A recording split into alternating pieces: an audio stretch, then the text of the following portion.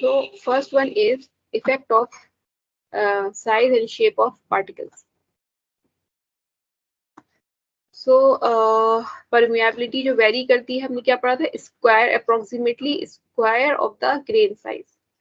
Grain का size कैसा है उसका स्क्वायर, मतलब permeability is directly proportional to the square of the grain size.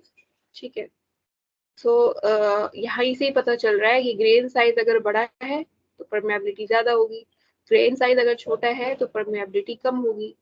सो यहाँ पे अगर आप 0.075 का स्क्वायर लें या 0.002 का स्क्वायर लें तो ऑब्वियसली 0.075 का mm का स्क्वायर ज्यादा होगा, आपको जो परमेबिलिटी वैल्यू मिलेगी। तो यहाँ से Allen Hazen in 1892 based on this experiment, based on his experiments on filter sands of particle size between 0.1 to 3 mm, found that the permeability can be expressed as K is equals to CD10 के square. So I told you K is the coefficient of permeability in centimeter per second. D10 is the effective diameter in centimeter. C is the constant approximately equals to 100 when D10 is expressed in centimeter. So further, इन्होंने भी कॉजेनी ने भी 1907 में he made an attempt to correlate the permeability with specific surface of the soil particle. So इन्होंने कोशिश करी कि permeability को relate किया जाए किससे, specific surface of the soil particles, क्योंकि अभी मैंने जैसे बताया कि specific surface area ज्यादा हो जाएगा तो वाटर मॉलिक्यूल उस पर ज्यादा ग्रेन पे अटैच हो जाएगा, वो भी मैटर करता है। तो उन्होंने एक रिलेशनशिप दिया, permeability is equals to 1/kk eta s square into n, ये पोरोसिटी की टर्म में दिया इन्होंने, n upon 1 minus n square।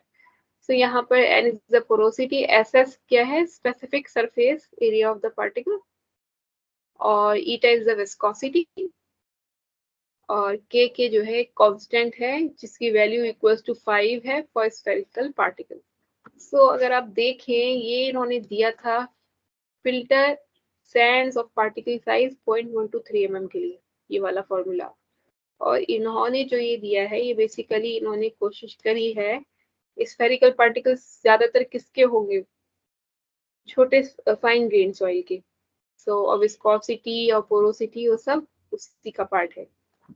So on the basis of his experiment, Loudon developed the following empirical formula: log 10 ks square is equals to a plus bn, where a, b are the constants, the values of which are this and 1.365 and 5.15 respectively for permeability at 10 degrees Celsius.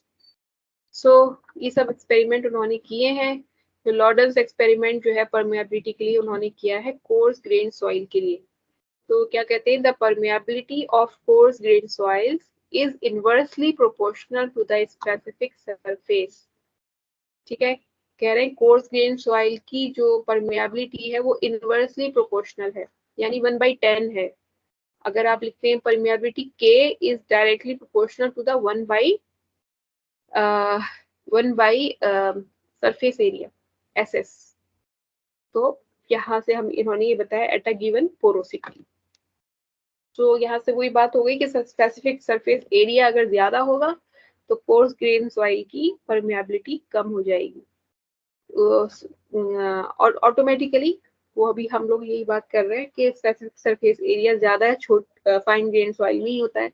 लेकिन coarse grain soil के case में भी अगर मान लीजिए circular या उसके जो ग्रेन का शेप है वो ऐसा है कि उस पर स्पेसिफिक सरफेस एरिया बढ़ रहा होगा तो उस केस में वहाँ उसकी परमेबिलिटी कम हो जाएगी।